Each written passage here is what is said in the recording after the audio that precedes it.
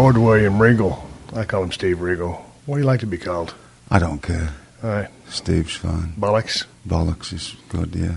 Hey, let's go back to the time when I met you at Center Stage TV. You just come in. I was like, man, William Regal or whatever they're calling you. You came in as William Regal? No, I came in as Steve Regal. Yeah.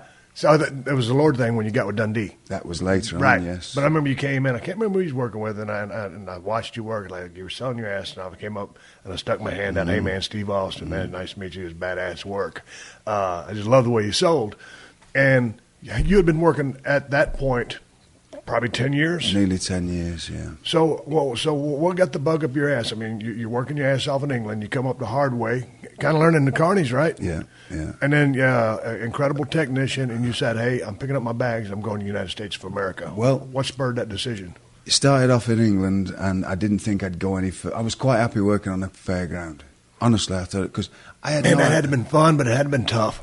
It was, but I didn't feel tough at the time, because I was 16 playing at Being Wrestlers, living in Wonderland, and it was Wonderland to me. I was, like, biggest amusement park in Britain. I'm wrestling on it and just living in that scene when it was still alive, Yeah. So I went down a lot in the 90s and stuff, but in the 80s it was still buzzing. There's shows on everywhere, there's clubs. It was just a great place to be. And I had no athletic ability. I wanted desperately to be a wrestler, but I wasn't any good. I was lucky to get a break. No, but hear that. But I had no athletic ability. I was no good at it. Luckily, I got a break to get in it. Got in it, and then like my view sort of changed. I was quite happy working there. Then I think, well, I'm slowly getting a bit better. Perhaps I can work on the bigger circuits in England, and I worked on that. And then when I got to about 18, I started looking. Probably about 18. I started seeing Dave Taylor and Tony Sinclair, and Pete Roberts was my big idol. Right. And they were never in England much.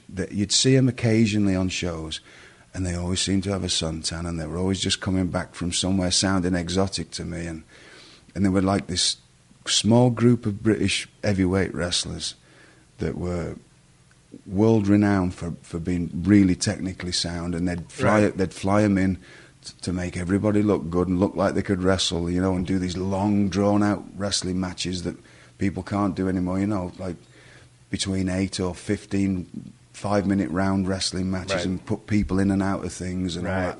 And so I thought, I'd like to be. That just sounded like the best job in the world, because they weren't stars anywhere. They were but they made a lot of money doing a lot of money for England standards, and they were always away.